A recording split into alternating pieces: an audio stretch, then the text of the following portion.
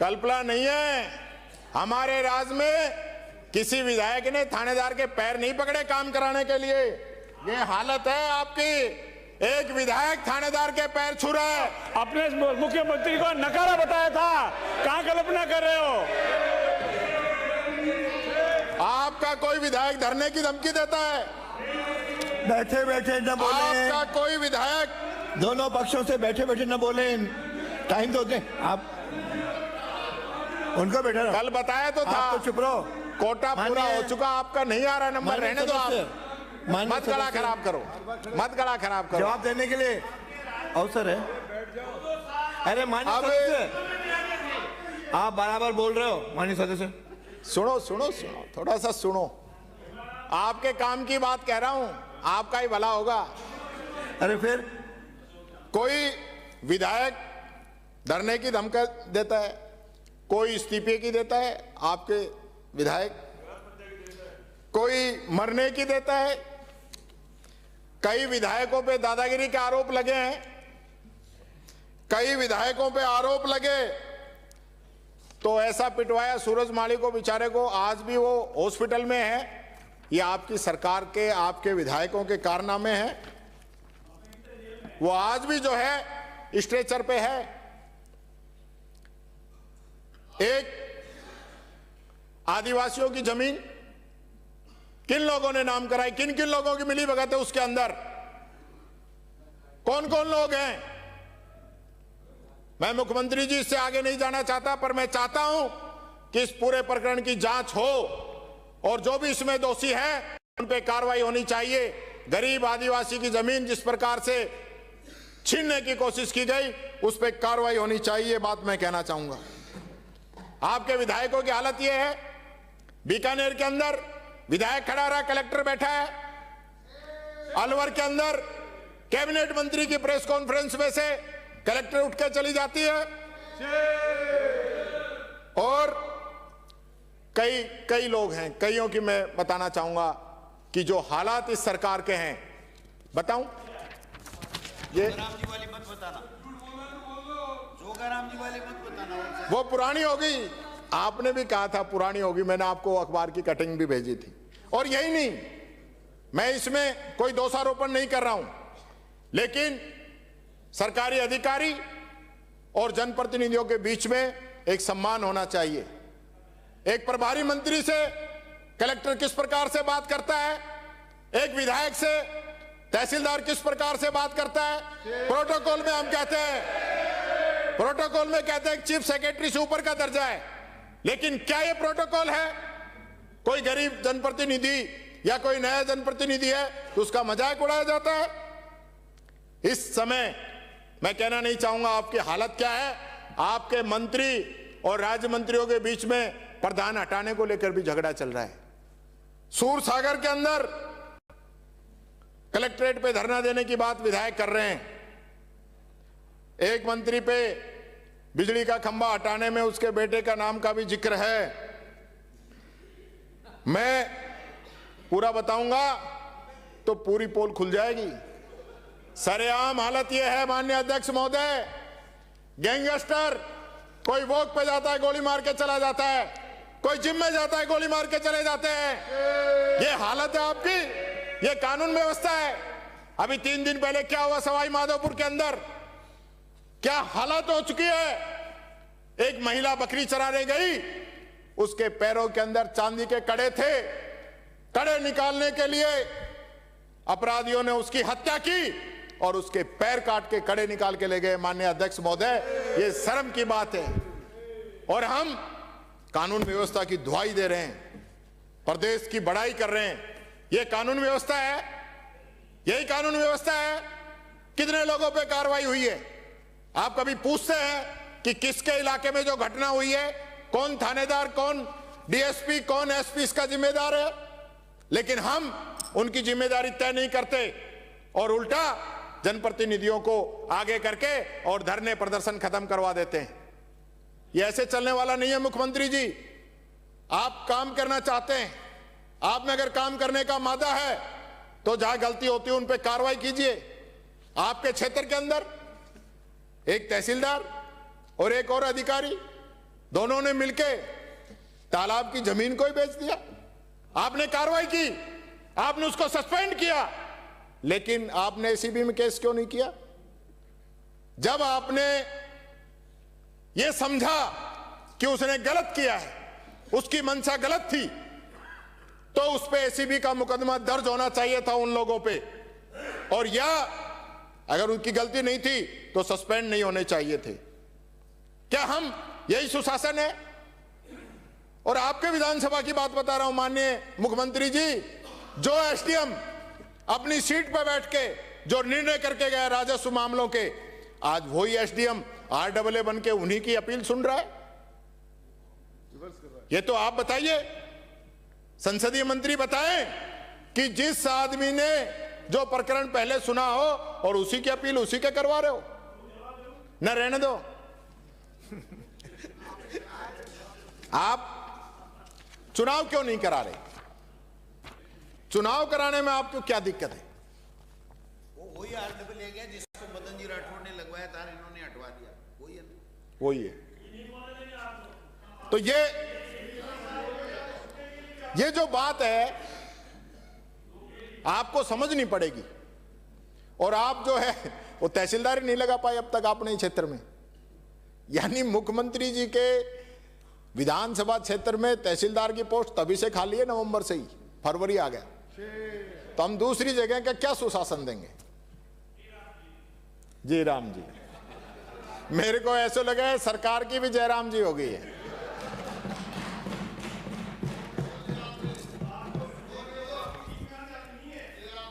आप लोग तो हो, आप तो हो, मेरे वालों को तो पता ही, आपको सुनाना है मेरे को तो।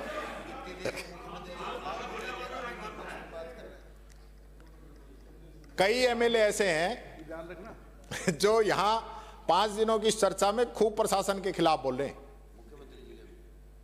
ना मुख्यमंत्री जी के ना ऐसे नहीं बोल रहे, वो तरीके से बोले, ऐसे नहीं बोले। सरकार के खिलाफ, सरकार का मालिक तो मुख्यमंत्री होता है, पर इनका भी मरण है।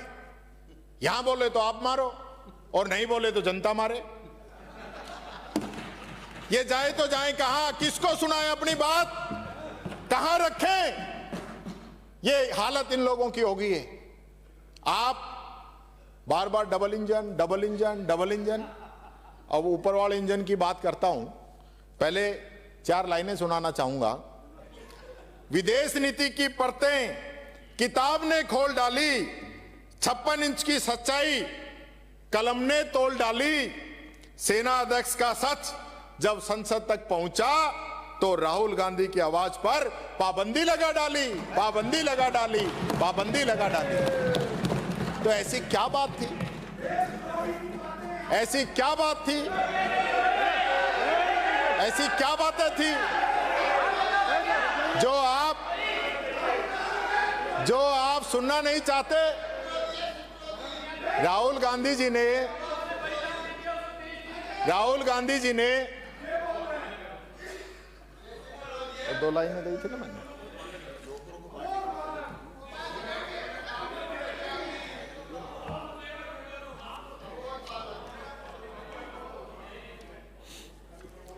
राहुल गांधी जी ने एक बात रखना चाहा, वहां पे रोक दिया। उन्होंने जो बात कही वो अपनी तरफ से नहीं की, जो उस समय के सेनाध्यक्ष थे उन्होंने अपनी बात कही और वो किसी मैगजीन के अंदर प्रकाशित हुई, वही तो बात कही। और मैगजीन में छपी है, ये मैगजीन भी दिखाऊं क्या, जिस मैगजीन में छपी है? यानी कि कोई फर्जी नहीं है, एक एक चीज लेके आया हूं। और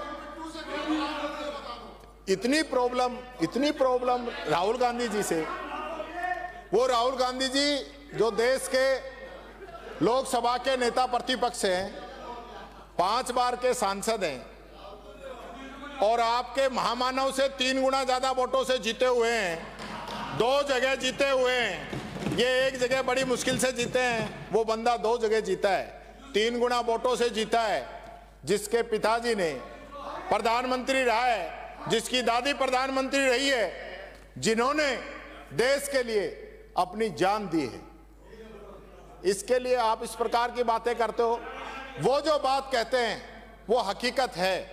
हो सकता है कि आप जो है शोर शराबे के अंदर इस प्रकार की बातें कहोगे। मैं दो लाइनें उनके लिए भी कहना चाहूंगा कि है बहुत अंधियार, अब सूरज निकलना चाहिए। जिस तरह से भी हो ये मौसम बदलना चाहिए।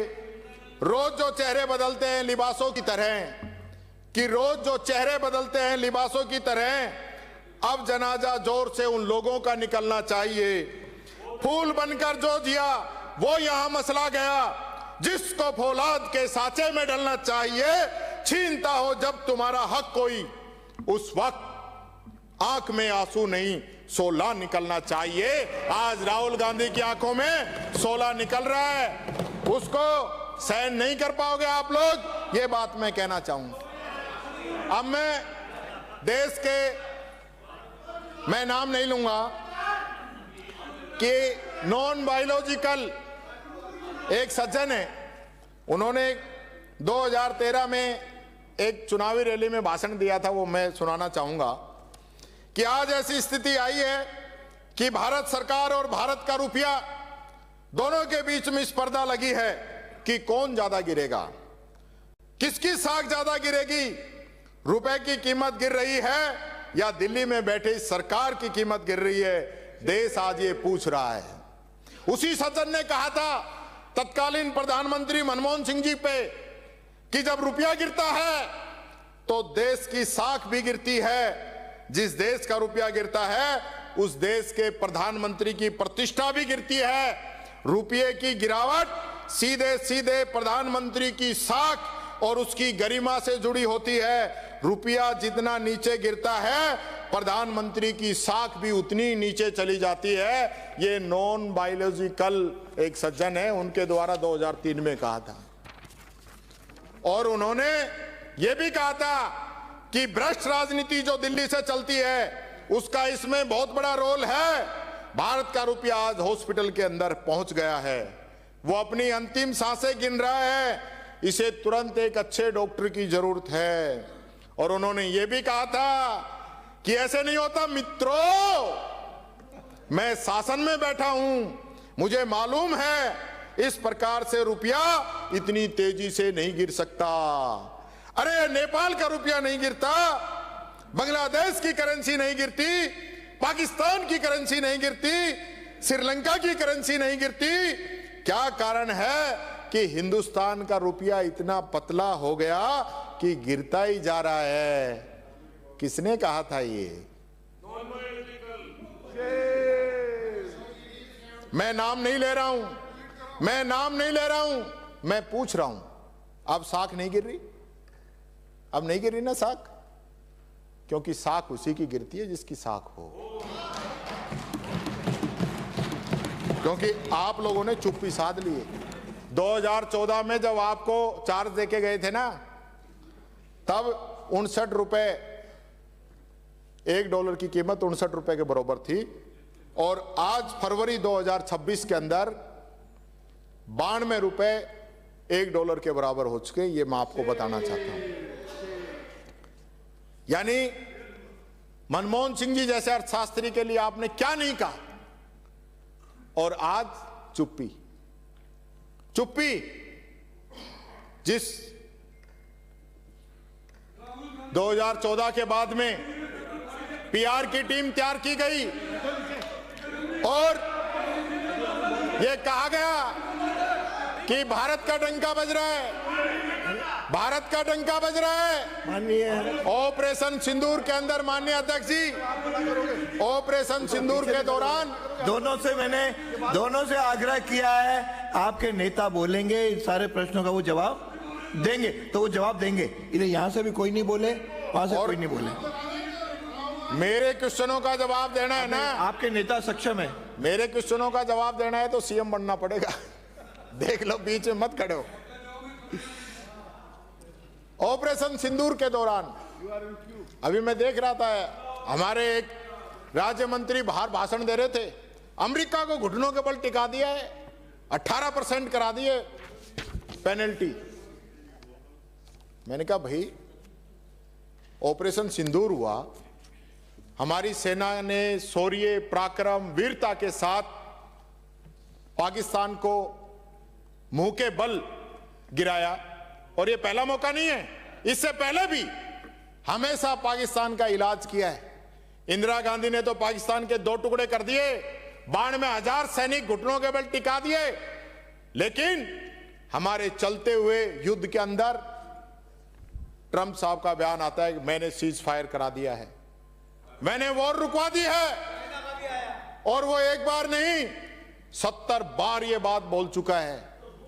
और जो विदेश नीति की जो बात कर रहे थे ना, मैं उस पर भी आऊंगा, जो विदेश नीति की बात कर रहे थे, हमारा देश जहां पाकिस्तान के आतंकवादी आकर इस प्रकार की कायराना हरकत करके गए, उस पे हमारे देश के साथ एक भी कोई भी देश आके खड़ा नहीं हुआ। और पाकिस्तान के साथ चीन, अजरबैजान, तुर्की, मलेशिया जैसे लोग के देश आके खड़े हो गए और हमारे साथ एक देश नहीं आके खड़ा हुआ। यह विदेश नीति है। और वही पाकिस्तान के सेना अध्यक्ष को अमेरिका व्हाइट हाउस में बुलाकर नाश्ता करा रहा है। और आप बात कर रहे हो अमेरिका की। जब ट्रंप ने पहले भाषण दिया तो मोदी जी को नहीं बुलाया शपथ ग्रहण में, और वो बार बार हमारे देश के प्रधानमंत्री की जिस प्रकार की बातें करता है, आप लोग भले ही सहन कर लेते हो, मैं सहन नहीं करूंगा, न मेरा दल सहन करेगा। वो बीजेपी के प्रधानमंत्री नहीं है, इस देश के भी प्रधानमंत्री हैं। अमेरिका को कोई हक नहीं है कि वो मोदी जी के बारे में इस प्रकार की बातें करें। हम लोगों को बोलना चाहिए, लेकिन हम राजनीतिक कारणों की वजह से नहीं बोल पाते। ये वही देश है जहां इंदिरा गांधी ने अमेरिका का 7वां बेड़ा वापस कर दिया था। ये वही देश है जहां महात्मा गांधी के आज सैकड़ों देशों के अंदर प्रतिमाएं लगी हैं, उन लोग उनको फॉलो करते हैं। और आज भारत के लिए अमेरिका किस प्रकार की बातें करता है। और आप सुनिए, यही नहीं, उन्होंने टैरिफ लगाया हम पे, टैरिफ के ऊपर पेनल्टी लगाई, और अब टैरिफ वापस 18% कर दिया। ये 18 से पहले कितना था ये भी बता दो, कितना था बता दो। 3% टैक्स था, जिसको बढ़ा के 50 किया और अब घटा के 18 कर दिया। हम वाहवाही कर रहे हैं, ये 2-3 मंत्री तो बाहर जाके बाइट दे रहे हैं कि बहुत बड़ा काम कर दिया हमने। और उसके जो हमने टैरिफ लगाया है वो जीरो टैरिफ, हम अमेरिका पे कोई टैरिफ नहीं लगाएंगे। और रूस जो हमारा मित्र देश रहा है, उससे भी तेल नहीं खरीदेंगे। ये ट्रंप ने कहा है। कमाल है, उन्होंने हमारे हिंदुस्तान के लोगों को बेड़ियां लगा कर भेजा। क्या हालत, कोई बोलने को राजी नहीं। और जबकि कोलंबिया, मैक्सिको, ब्राजील और होंडुरास जैसे जो देश हैं, उन्होंने इस पे कड़ी आपत्ति जताई, लेकिन हमारे देश की तरफ से कोई इस पे आपत्ति नहीं जताई गई। मैं समझता हूं मजबूरी होगी आपको। आप वंदे मातरम के 150 वर्ष मना रहे हैं। जहां वंदे मातरम का जश्न होना चाहिए था, वहां हमने इसको विवादों में घेर दिया। कौन लोग हैं जिन्होंने वंदे मातरम को नहीं अपनाया? जब आजादी की लड़ाई चल रही थी और वंदे मातरम गाने वालों को जेल के अंदर भेज दिया जाता था, कौन लोग थे वो जिन्होंने वंदे मातरम को नहीं अपनाया? आरएसएस के लोग थे जिन्होंने वंदे मातरम को नहीं अपनाया। और पीछे तक भी उनके हेडक्वार्टर पे राष्ट्रीय तिरंगा नहीं लगा। ये बात मैं कहना चाहूंगा। मैं पूछना चाहता हूं कि आज इस सदन के अंदर आप लोग 115 लोग हैं ना, आप बता दो। 7 आदमी खड़े हुए हैं, यानी 7 ही हैं आरएसएस के, बाकी वैसे ही। ज्यादा आप ऐसे जो हैं संगठन की चर्चा न करें। आप में से बता दें, पूरी बीजेपी के जो लोग हैं वो बता दें कि वंदे मातरम का कौन सा वो हिस्सा हटाया गया जिस पे विवाद हुआ है? कौन गा के बता दे, बता दो। इतने ही देशभक्त हो ना आप लोग, तो राष्ट्रभक्त हैं आप लोग, तो राष्ट्रभक्त हैं। हाँ सुनाओ। सुना दो, मैं बैठ गया। सुनाओ, सुनाओ, मैं सुनना चाहता हूं। आप नहीं सुना पाओगे क्योंकि अरे एक सब खड़े, मैंने अनुमति नहीं दी है किसी को, इसलिए नहीं बोल रहे हैं। आप ज्यादा उनकी चर्चा करोगे, ये भी सब खड़े हो जाएंगे। वो मैं समझ गया। चर्चा न करो जिसके कहीं आपको दिक्कत आए। मैंने आपको कहा आप बोलो। मैंने कोई गलत पूछ ले ये तो आप बता सकते थे ना कि भाई कौन सी पंक्ति हटाई थी। मुझे पता था पहले ही। जब वीर झूल रहे थे फांसी के फंदों पर, तब ये दूर खड़े थे अपने ही धंधों पर। भगत बिस्मिल आजाद ने जब दी थी अपनी जान, इतिहास में ढूंढ कर बताओ कहां था इनका निशान, कहां था इनका निशान। ये बात मैं कहना चाहूंगा। माननीय अध्यक्ष महोदय, आपकी जो बजट घोषणाएं है ना, 2 बजट में आपने 2717 घोषणाएं की हैं, जिनमें से अभी और भी मेटेरियल, चिंता मत करो, बढ़ा दी अध्यक्ष जी ने मेरी। अभी नहीं बढ़ाया। ये अपन विदेशों की और 2717 जो आपकी बजट घोषणाएं है ना अभिभाषण में, उनमें से 754 ही हुई है पूरी। ये हकीकत है। और पिछले साल की तो 18 से 20% ही पूरी हुई है। ये बेचारों की गलती नहीं है। यहाँ जो क्वेश्चन लग रहे हैं, मंत्री फंस रहे हैं, इनकी गलती नहीं है। जब 18% ही पूरी होगी तो मंत्री यहाँ तो सही जवाब देगा, कौन सा पुल बन गया, कौन सा नल लग गया, कौन सी सड़क बन गई, यही तो कहेगा। हाथ बता दी, सिविल लाइंस का दोनों ही ना बना, सहकार मार्ग भी नहीं बना। ये स्थिति है, ये मैं आपको कहना चाहूंगा। मैं थोड़ी सी चर्चा जो है पिछले दिनों जो कार्रवाई चली उनकी करना चाहूंगा कि नाम काटने जोड़ने का काम था। यानी कि मैं SIR पे चर्चा नहीं कर रहा हूं, और पंचायत राज के चुनाव यहां भी होने हैं। और मैं एक बात पूछना चाहता हूं अध्यक्ष जी, जिस SIR पे बिहार में चर्चा होगी, जिस SIR पे हरियाणा में चर्चा होगी, जिस SIR पे लोकसभा में चर्चा होगी, हमें चर्चा कराने में क्या दिक्कत है? हम कोई प्रक्रिया पे उंगली नहीं उठा रहे। माननीय मुख्यमंत्री जी, मुझे आप पे पूरा यकीन है और मैं चाहता हूं आपका साथ मुझे मिले। इसमें SIR का जो मामला है वो बड़ा गंभीर था। वो पेन ड्राइव कहां से आई? जो फॉर्म सब बटे एक ही दिन में, जो फॉर्म बांटे गए, जिनका ऐतराज हुआ। एक सेकंड। SIR पर हमारी ओर से कानूनन ऐतराज उठाया गया, आपने उसकी व्यवस्था दे दी। उस व्यवस्था का उल्लंघन करना ही अपने आप में गलत है। इसीलिए उस पर किसी तरह का कोई भी कथन विधानसभा के पटल पर जब तक आपकी व्यवस्था नहीं आ जाए तब तक नहीं कहा जा सकता। चर्चा न करें।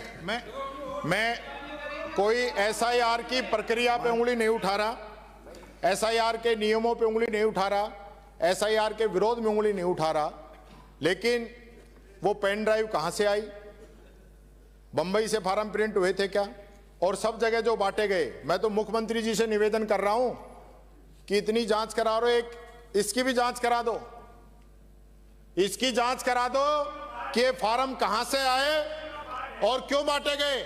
मैं आपके उन मंत्रियों का नाम नहीं ले रहा जो हवाई जहाज लेके आए थे यहाँ। इसका फिर जवाब, इसका गलत स्टेटमेंट है। जब तक आपकी व्यवस्था नहीं आ जाए, उसके किसी भी पार्ट पर कोई भी चर्चा, कोई भी कथन, कोई भी अभिकथन इस विधानसभा के कोई अतिक्रमण नहीं है, कोई प्रतिपक्ष के नेता से अपेक्षा करता हूं, कोई मंत्री का नाम नहीं लिया, का आदर करेंगे। मैंने कोई मंत्री का नाम नहीं लिया, मैंने कोई प्रक्रिया की कोई बात नहीं चर्चा न करें। मैं मुख्यमंत्री जी से तो अपील कर ही सकता हूं कि जांच कराने की। वो पेन ड्राइव कहां से आई थी, कौन हवाई जहाज में देके गए थे, बताऊं क्या नाम? मैं तो खुद ही सदन की मर्यादाएं रखना चाहता हूं। और मैं चाहता हूं कि राजस्थान की परंपरा ऐसी कभी नहीं रही कि राजस्थान के अंदर जो काम नियम कानून से चलता है।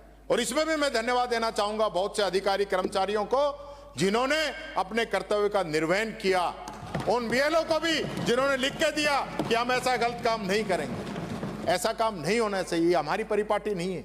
यानी ऐसे नहीं तो वैसे। मैं पहली बार कोई दलित आदमी नेता प्रतिपक्ष बनाए। अध्यक्ष जी, बड़ी मुश्किल से जीत के आया हूं, मेरी कांग्रेस पार्टी ने मुझे आशीर्वाद दिया।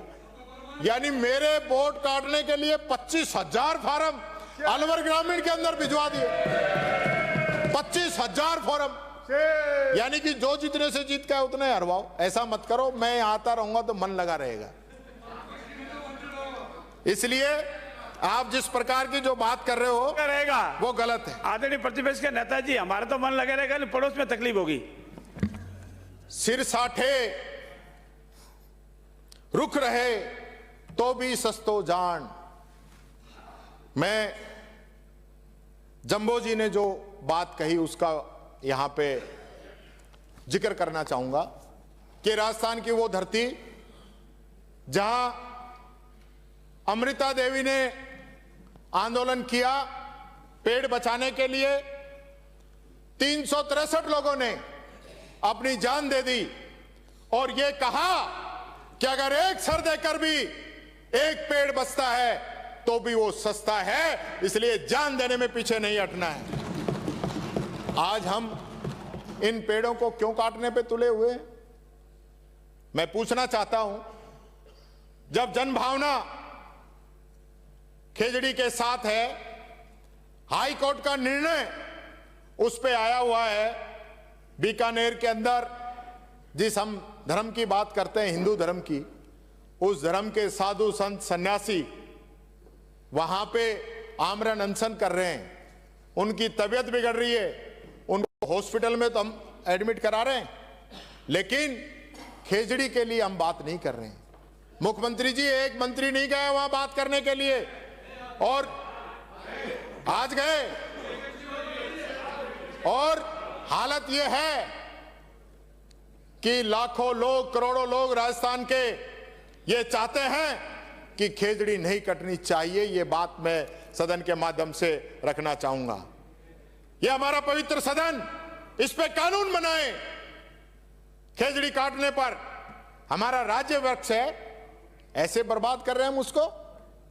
और खेजड़ी तो खेजड़ी, छोटे मोटे पौधे घास तक भी पूरी साफ की जा रही है। ये हम किस ओर जा रहे हैं? जो ग्लोबल वार्मिंग की जो चेतावनी आई हुई है वो हमको समझनी पड़ेगी। हम अरावली को 90% अरावली को खोलना चाहते हैं। हम किस ओर जा रहे हैं? आज के इस समय में जहां पूरा देश, और विशेष रूप से मैं बात करूं एनसीआर और दिल्ली के आसपास के पूरे क्षेत्र की, चाहे जयपुर हो, भिवाड़ी हो, अलवर हो, जोधपुर हो, बड़े बड़े शहर आपके पोल्यूशन से घिरे हुए हैं। दिल्ली के अंदर तो सांस लेने में दिक्कत है। मैं 2 दिन चला गया, अब तक जो है गुड़ और काली मिर्च लेनी पड़ रही है मेरे को। ये स्थिति है। मैं तो धन्यवाद देता हूं मुख्यमंत्री जी को, जो सप्ताह में 2-2, 3-3 बार जाते हैं और उस पोल्यूशन को झेल रहे हैं। ये तो इनको धन्यवाद है, क्योंकि राजस्थान से अगर कोई व्यक्ति सबसे ज्यादा दिल्ली गया इन 2.25 वर्षों में तो हमारे माननीय मुख्यमंत्री जी हैं। गजब के फेफड़े हैं साहब, गजब के फेफड़े, जो पूरा इतना पोल्यूशन भी झेल रहे हैं। ये बात आपको गर्व, मैं कहना चाहूंगा। आपको गर्व होना चाहिए। हाँ, नहीं गर्व है साहब, मैं तो की बात कर रहा हूं। मैं ये कहना चाहूंगा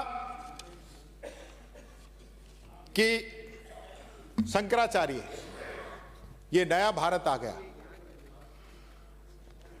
यानी शंकराचार्य बोले तो डिग्री लाओ, किसान बोले तो डिग्री लाओ,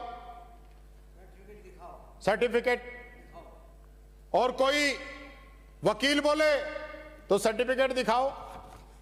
खुद की डिग्री कहां है? दिखाई है क्या आज तक?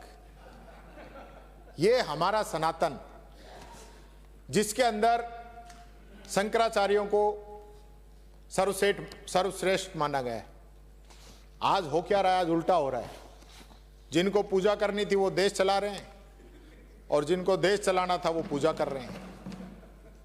यानी कि राम मंदिर का जब शुभारंभ हुआ तो जितने भी ब्राह्मण, पंडित, शंकराचार्य, वो सब तो दूर बैठे थे, और हमारे माननीय जो है वो पूजा कर रहे थे। यानी कि जितना भी शुभारंभ होता है, हम सब लोग यहाँ पे हैं। रोजाना मंदिरों के जब उनका लोकार्पण होता है, उनमें मूर्ति स्थापना होती है, उसके अंदर सब लोग जाते हैं, लेकिन हम लोग पीछे बैठते हैं और जो वहां पंडित ब्राह्मण जो भी आते हैं वो आगे रहते हैं।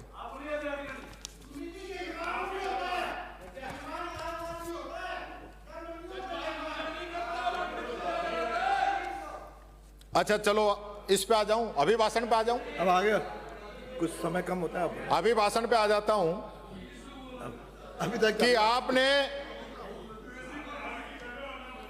आपने जो है ना, अभिभाषण पे आ जाता हूं। जो घोषणा पत्र की सबसे पहली आपकी घोषणा है वो है किसानों को 12,000 रुपए देने की। दे दिए 12,000? आया ना? आया ना? अरे आप तो बोलो, जवाब नो देंगे। नो माननीय नो बोल रहे हैं सारे। इनसे पूछने की जगह आप तो बोलो, मुख्यमंत्री जवाब देंगे। फिर बोलोगे तो ये भी सब बोलेंगे तो आपका समय जाएगा। नहीं दे पाए। पूछो मत, पहले पेज पे 10 मिनट बाकी हैं। पर ये माननीय अध्यक्ष महोदय, मैं सिर्फ हाया ना में चाहता हूं जवाब में। आपने घोषणा की 12,000 रुपए किसान सम्मान निधि देंगे, हाया ना? आपने कहा गेहूं पे 2700 रुपए एमएसपी पे खरीदेंगे, हाया ना? आपने कहा एमएसपी पर ज्वार और बाजरा खरीदेंगे, कितना बाजरा खरीदा आपने, हाया ना? आपने कहा कि जो किसानों की जमीन नीलाम होगी उस पे कानून बनाएंगे, हाया ना? आपने कहा चना मूंग उड़द की एमएसपी खरीद के लक्ष्य को दोगुना करेंगे, हाया ना? आपने, अरे भाई वहीं जनता के बीच में जाना है। आपने 1 लाख युवाओं को नियुक्ति की बात की।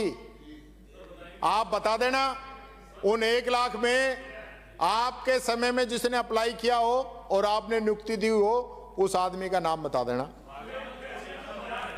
आपने 12 बिंदु संख्या 12 में आपने खेलो इंडिया का जिक्र किया है।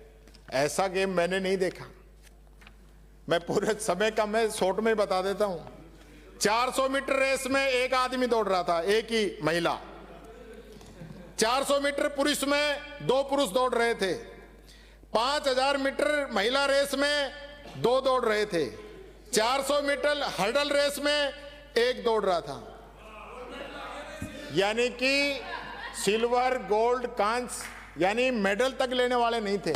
और इसमें सबसे बड़ी बात, जो वहां खाली कुर्सी थी, मुख्यमंत्री जी उनको संबोधित कर रहे थे, ये और है। आपने बिंदु संख्या 20 में कहा कि यूनिफॉर्म की राशि 1200 देंगे, 600 रुपए दे रहे हो। मोदी पहने 10 लाख को सूट और ये बेचारा बाढ़का को 300 रुपया एक ड्रेस का, यानी 600 रुपए में 2 ड्रेस, किताब भी, 2 यूनिफॉर्म भी और स्कूल बैग भी। वाह भाई वाह, तुम बहुत जोर का। 1200 की घोषणा 600 दिया है और उसमें भी ईडब्ल्यूएस को नहीं, ओबीसी को नहीं, सिर्फ SC ST को दिया है। बाकियों को क्यों नहीं भाई? बच्चे तो सभी कास्टों के हैं। ये बात मैं कहना चाहूंगा। 22 में आपने कहा कि 185 कॉलेजों के भवन लोकार्पित किए हैं। ये 185 में आपने मंजूर किया और बनाया हो वो बता देना। ये हमारे काम वालों की रिबन काट काट के ऐसा मत करो। राजीव गांधी स्कॉलरशिप क्या हाल कर दिया आपने? उसका क्या हाल किया? राजीव गांधी स्कॉलरशिप का नाम बदल दिया, कोई बात नहीं। हालत ये कर दी कि पहले जो है टॉप की 150 यूनिवर्सिटी थी, उनमें एडमिशन होता था, लेकिन आपने बहुत सीमित कर दिया। 50 टॉप यूनिवर्सिटी कर दी और संख्या भी इसको आधी घटा दी। पहले जो 300 बच्चे थे उनको 150 कर दिया। ये बात मैं कहना चाहूंगा आपके इसकी हकीकत। यानी शिक्षा से तो आपको ऐसा लग रहा है कि भाई शिक्षा में बाबा साहब अंबेडकर बाहर पढ़ के आए थे विदेश से, पंडित जवाहरलाल नेहरू, सरदार पटेल और आपके गुरु भी वहीं पढ़ के आए थे। तो हमारे बच्चे पढ़ने जाए तो क्या दिक्कत है? क्या दिक्कत है? कहां जाए? यहां जाए तो बिल्डिंग गिर जाती है। 3768 स्कूल आज की तारीख में जर्जर है और इस सरकार ने 1 रुपया मंजूर नहीं किया है। 40,000 से अधिक टॉयलेट नहीं है, 83,000 से अधिक कमरे टूटे पड़े हैं। कहां चले जाएं? कहां चले जाएं? ये स्थिति सरकार की है। मैं बात कहना चाहूंगा, राइजिंग राजस्थान की बात कर लें।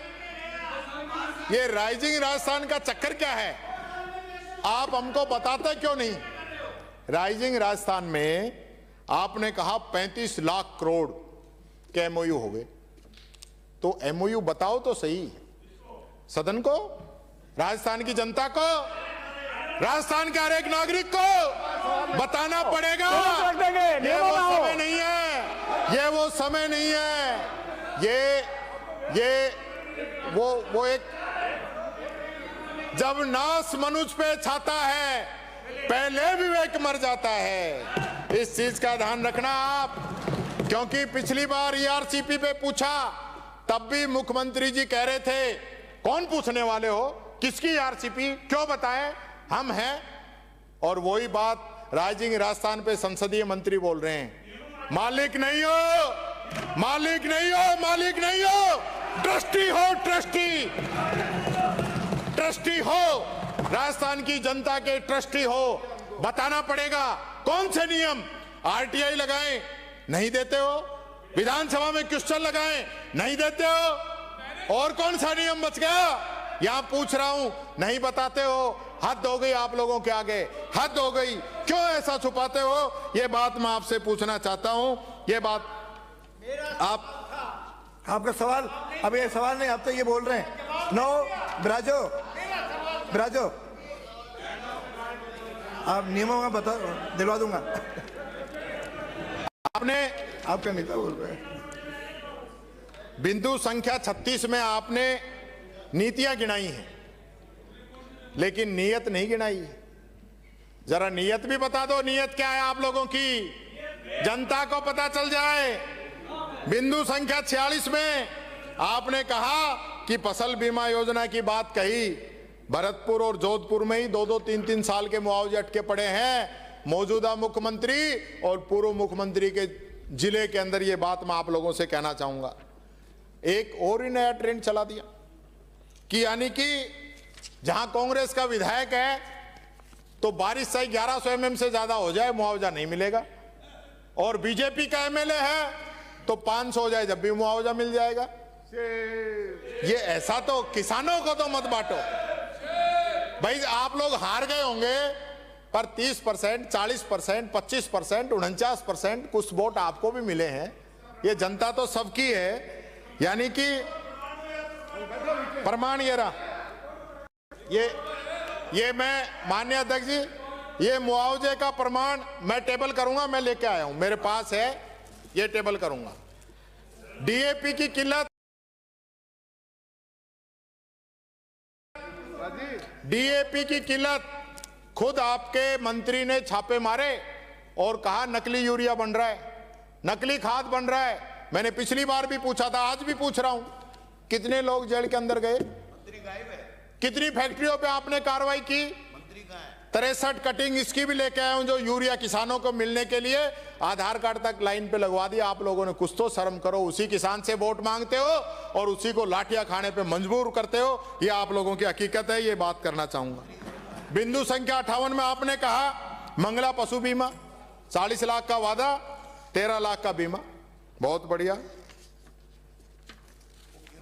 मुख्यमंत्री नेताजी, दुग्ध, किरोड़ी जी वाला लफड़ा दोबारा हो गया क्या? आज आए नहीं। अब वाइंड अप। संबल योजना में 5 रुपए लीटर सब्सिडी का प्रावधान है, दे रहे हो? कितने समय में दे रहे हो बता दो। और पन्नाधाय योजना का जो स्कूलों में दूध दिया है आपने, कब से पैसा नहीं दिया है? कब से पैसा नहीं दिया है? कमाल हो गया। ये डेयरी, ये किसान वो घाटे में चल रहा है और आप घोषणा कर रहे हो और वहां पेमेंट नहीं हो रही है। ये बात है आपकी। और आपने बड़े कसीदे पढ़ रहा था कोई कि हम जो है राजस्थान को दूध उत्पादन में 2 नंबर पे ले आए ना 2 नंबर पे। पहले 1 नंबर पे था, सही है, पहले 1 पे था, आप 2 पे ले आए इसको। अभी आपका राज आने के बाद में बात कहना चाहूंगा। बिंदु संख्या 64 में आपने दिन में बिजली की बात कही, जो सारा काम हमने किया आपने 4 जिलों में ही मात्र बढ़ाई है और बिजली नहीं आ रही, बिजली नहीं आ रही।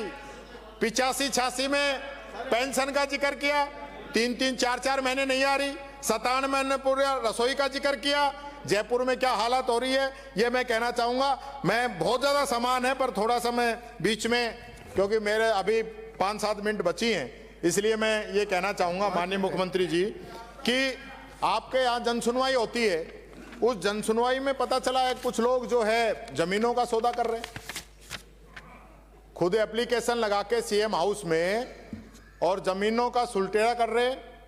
आपको पता चला, आपने कार्रवाई की, आपने सस्पेंड किया, हटाया उस आदमी को, पर जेल में सुरंग वहीं नाक के नीचे ही। कमाल हो गया। दूसरों के दरवाजे की तो आप जिक्र कर रहे हो, खुद के घर के अंदर नहीं देख रहे हो। ये बात मैं आपसे कहना चाहूंगा। दूसरा जो मैं कहना चाहूंगा, आपने परसों मीटिंग ली, उड़ता राजस्थान, आपने धमकाया अधिकारियों को, आपने की कि ये ड्रग्स कहां से आ रहा है। राजस्थान पत्रिका ने अभियान चला रखा है, हमारी कांग्रेस पार्टी ने अभियान चला रखा है। आप ड्रग्स कहां से आ रहा है अभी तक आपको यही नहीं पता है?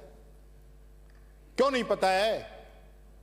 इन सभी सदस्यों से पूछ लो, आने वाली पीढ़ी किस दिशा में जा रही है। हम अगर आज इस पे निर्णय नहीं करेंगे तो आने वाला कल बहुत खतरनाक होगा। यह बात मैं आप लोगों से कहना चाहूंगा। आज जयपुर के जाम की समस्या, जयपुर के अंदर व्यक्ति निकलता है 5 किलोमीटर में आधा घंटा, 1 घंटा लगता है। बच्चों की परीक्षाएं छूट जाती है, स्कूल में लेट हो जाते हैं, एम्बुलेंस के अंदर लोगों की मौत हो जाती है। आपने एक बार तो कहा था कि मैं जो है रूट नहीं लगवाऊंगा, फोटो भी खींची, अच्छी बात है। आपने एक मैसेज दिया कि मुख्यमंत्री भी लाल बत्ती पर रुक रहा है, फिर आपने वो रूट चेंज क्यों कर दिया? वो नियम क्यों चेंज कर दिया आपने? रोजाना रूट लगता है आपके लिए और पूरा रोड खाली हो जाता है। आज मैं आपके रूट के पीछे पीछे आया, 2 मिनट में विधानसभा पहुंच गया। रोजाना 15-20 मिनट लगती हैं। ये मैं मेरी स्थिति बता रहा हूं। लेकिन अगर हम इस जयपुर शहर की और ऐसे ही पूरे राजस्थान के जो अंदर जो शहर हैं उनके जाम की चिंता नहीं करेंगे तो कब करेंगे? आप बताइए। आपका तो लवाजमा है, खड़े हैं चौराहों पे, पूरा मैसेज वायरलेस जाता है, हट जाओ, रोक दो, ये कर दो, सीएम साहब चले जाते हैं। लेकिन जो आम आदमी रोजाना निकलता है उस पे क्या बीतती है? क्या प्लानिंग है? कोई सरकार ने कोई इसके लिए प्लान तैयार किया है? कोई एजेंडे में रखा है आपने?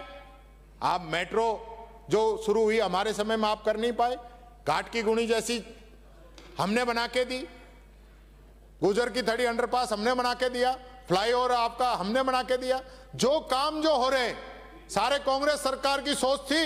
पूरा बाजार चौड़े करा दिए थे, ये धारीवाल जी यूडीएच मंत्री थे, क्या क्या काम नहीं हुआ।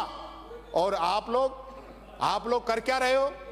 ये जवाब जनता को देना। मेरे को तो आप बोल सकते हो। ये बात मैं आप लोगों से कहना चाहूंगा। सामान तो मेरे पास माननीय अध्यक्ष महोदय इतना है कि ये 2 घंटे तक इनको कह सकता हूं। लेकिन अंत में एक बात कहना चाहूंगा कि एजुकेशन का जो भंटाधार हुआ है, जनवरी के अंदर जो ट्रांसफर किए जा रहे हैं, हाई कोर्ट की रोक के बाद, चुनाव आयोग की रोक के बाद, मेरे को तो चुनाव आयोग बता रहे हो कि वो संस्था है, उसके बारे में बात नहीं करोगे तो चुनाव आयोग ने रोक लगा रखी, उनकी लिस्ट आप निकाल दोगे, आपको सारी छूट है। वाह साहब वाह। ऐसा बंटाधार मत करो। यहाँ की एजुकेशन का पूरा सेशन निकल गया, न आपने साइकिल दी, ना आपने किताबें दी, ना आपने स्कूटी बांटी। जो बटी हमारे समय की है 60,000 स्कूटी, 2 साल की 30-30 हजार, टेंडर तक नहीं हुए हैं। ये बात मैं आप लोगों से कहना चाहूंगा। बच्चों के हितों से खिलवाड़ मत करो। राजनीति करने के लिए हम है ना, हमसे करो खूब राजनीति। ये बात, हाँ, राम कथा। और अंत में 2 लाइनों के साथ मैं अपनी बात को खत्म करना चाहूंगा कि बर्बाद गुलिस्ता करने को बस एक ही उल्लू काफी था, हर साख पे उल्लू बैठा है, अंजामे गुलिस्ता क्या होगा, अंजामे गुलिस्ता क्या होगा। यही बात कहते हुए माननीय अध्यक्ष महोदय बहुत बहुत धन्यवाद। राम राम। सदन के नेता माननीय भजन लाल जी।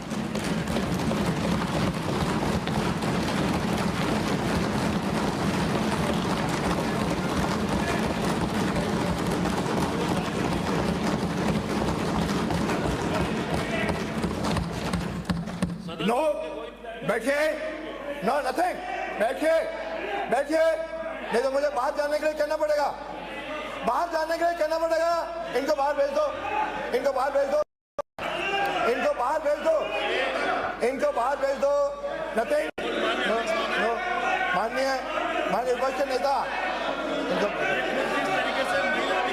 माननीय विपक्ष नेता, एक सेकंड, नो एमएलए साहब आ जाओ, विपक्ष नेता बुला दिया सर। नथिंग, माननीय मैं इसके एक व्यवस्था दूंगा अगली बार। अध्यक्ष जी, इसकी पीड़ा है। माननीय मुख्यमंत्री जी, मैं आपसे निवेदन करूंगा, अध्यक्ष जी, ये एक विधायक की पीड़ा है, आप इसको संज्ञान में लें। ये मैं आपसे निवेदन कल आप आए थे, मैंने संज्ञान में ले लिया था। मैंने कहा मैं संबंधित लोगों से चर्चा करूंगा। आज भी तहसीलदार को बुला रखा है, इसके बाद उसकी सुनूंगा। देखिए इस तरह करेंगे तो मैं कुछ नहीं करूंगा, ये और बता देता हूं। ये तमाशा है। माननीय मुख्यमंत्री जी, माननीय अध्यक्ष जी, नहीं करूंगा।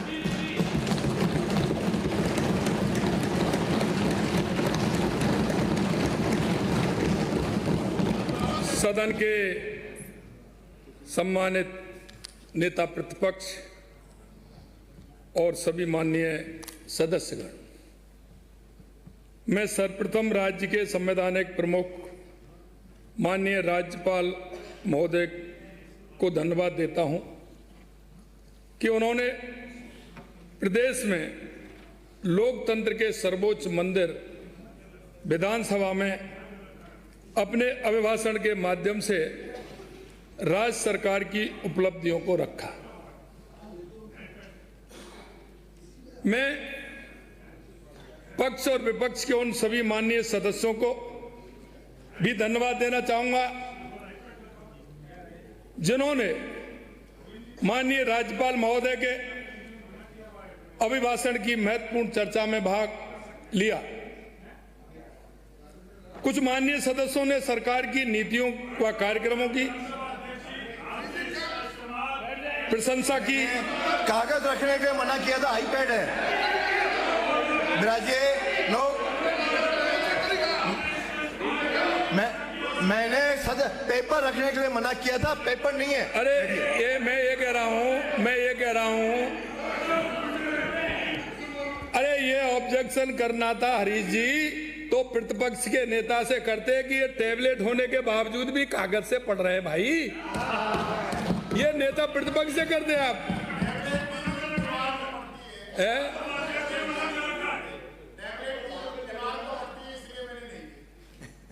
चलिए आप बीमार मान लीजिए। मैं तो यहाँ भी पेपर में क्यों पढ़ते हो? दोनों ही बातें। मैं पक्ष और प्रतिपक्ष के उन सभी माननीय सदस्यों को भी धन्यवाद देना चाहूंगा जिन्होंने माननीय राज्यपाल महोदय के अभिभाषण की महत्वपूर्ण चर्चा में भाग लिया। कुछ माननीय सदस्यों ने सरकार की नीतियों व कार्यक्रमों की प्रशंसा की, कुछ ने समालोचना की और कुछ ने माननीय सदस्यों ने सरकार की नीतियों की आलोचना भी की। मेरी मान्यता है कि यह सदन जो राज्य की 8 करोड़ जनता का प्रतिनिधित्व करता है, उसमें सार्थक चर्चा के माध्यम से सरकार की आलोचना, समालोचना पर तथ्य व तर्कपूर्ण चर्चा होनी भी चाहिए। मैं सदन को विश्वास दिलाना चाहता हूं कि सदन में रखे गए प्रत्येक माननीय सदस्य के सुझाव, चाहे वे सरकार के कार्यक्रम व नीतियों की प्रशंसा में हो, चाहे सरकार की नीतियों में परिवर्तन के लिए दिए गए महत्वपूर्ण सुझाव हो, चर्चा में उठे प्रत्येक बिंदु पर सकारात्मक दृष्टि से मैं और मेरी सरकार गंभीरता से विचार करेगी। माननीय अध्यक्ष महोदय, भारत लोकतंत्र की जननी है। हमारा देश भारत लोकतंत्र की जननी है और हमारा संविधान विश्व का सबसे बड़ा लिखित संविधान है। हमारे यशस्वी प्रधानमंत्री माननीय श्री नरेंद्र मोदी जी दुनिया के सबसे लोकप्रिय नेता हैं। प्रधानमंत्री जी को मैं बधाई देता हूं कि उनके कुशल नेतृत्व में हमारे देश ने विकास, विश्वास और आत्मसम्मान का एक नया इतिहास रचा है। माननीय अध्यक्ष जी, हमारे देश की अर्थव्यवस्था जो 2014 में दुनिया में 11वें पायदान पर थी, आज हमें गर्व है कि वो चौथे स्थान पर पहुंच गई है। 2 सदियों तक हमारे देश पर शासन करने वाले ब्रिटेन की अर्थव्यवस्था को भी हमने पीछे छोड़ दिया है।